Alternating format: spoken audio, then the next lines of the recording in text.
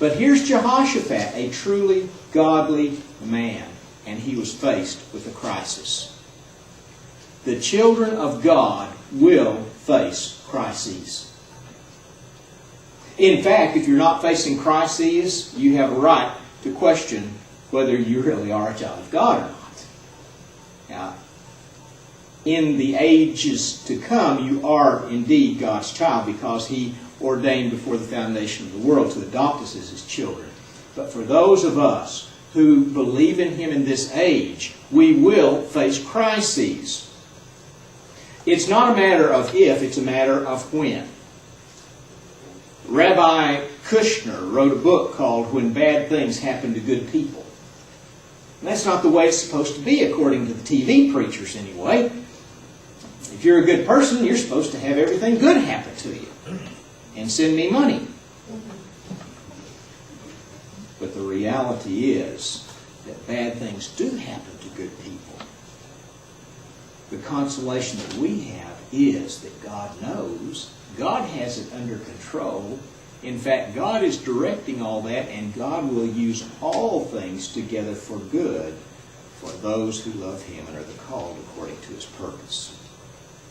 Ann Landers and her daughter, who has followed her, over the last 40-plus years, received over 10,000 letters per week. 10,000 per week. Now, that's a lot of mail. I thought I got a lot of mail, but that's a lot of mail. And over those 40 years, there is one problem that keeps rising to the surface. And one time, Ann Landers was asked, what is the number one problem that people face in the letters that you get? What would you guess that she said the number one concern of people is?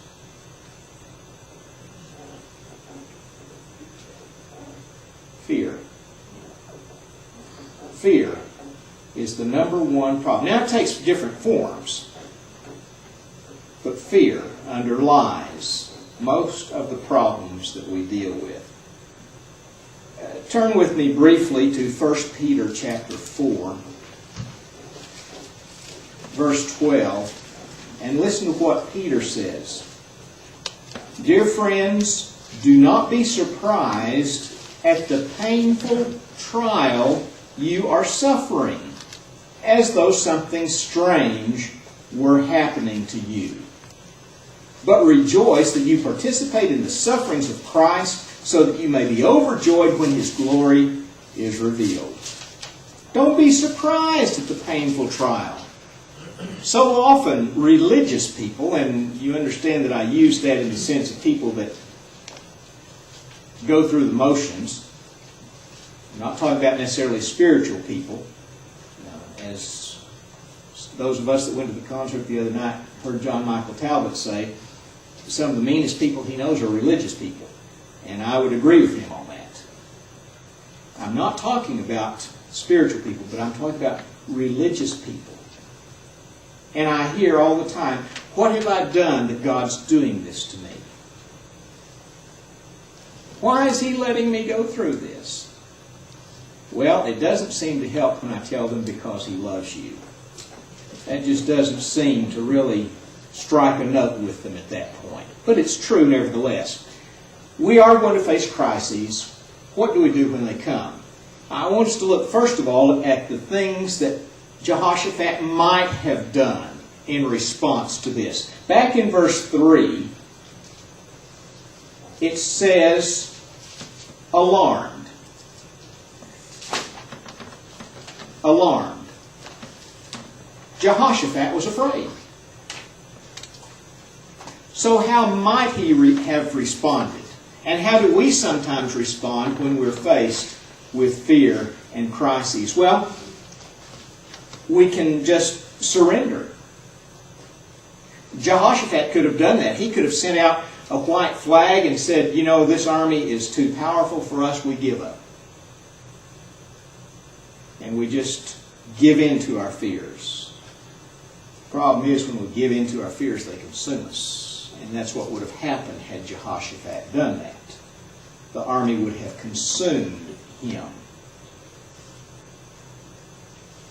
We might inwardly resist. carry it with us without facing it. You know, we're taught to pull ourselves up by our own bootstraps. Don't tell other people about your problems. And so you're facing this crisis, but you keep it to yourself. That's how we sometimes live in America. Sometimes we don't even acknowledge that we're facing a crisis. When we do that, it can have disastrous results. When I was 11, 12, those of you that have been with me through the years, forgive me, you've heard this story, but we got a bushel of black-eyed peas one day. And that evening, we sat around as a family and shelled all the black-eyed peas. My mother was going to freeze most of them, but she decided that she would make what she called a mess of black-eyed peas. Those of you that, you understand what I'm talking about, don't you, Rosalie? A mess of black-eyed peas? Okay. And so she got out. My mother was barely over 5 feet, probably 100 pounds soaking wet. She had a pressure cooker that was made out of cast iron. Probably weighed more than she did. One of the old ones. They're made out of aluminum now, but they used to be made out of cast iron. So she dragged that thing out of the cabinet and somehow managed to get it up on the stove, put the black-eyed peas in, the water, the ham hock, the seasoning, whatever, sealed the gasket, put the little weight on top. Now, a pressure cooker is constructive in that it forces the moisture into whatever it's cooking. And so, whereas if you would boil it in an open pan on top of the stove, it would cook from the outside in and sometimes get tough and hard and things like that. This forces the moisture in, and it's tender, it cooks quicker, and just does a marvelous job. There is construction to a pressure cooker.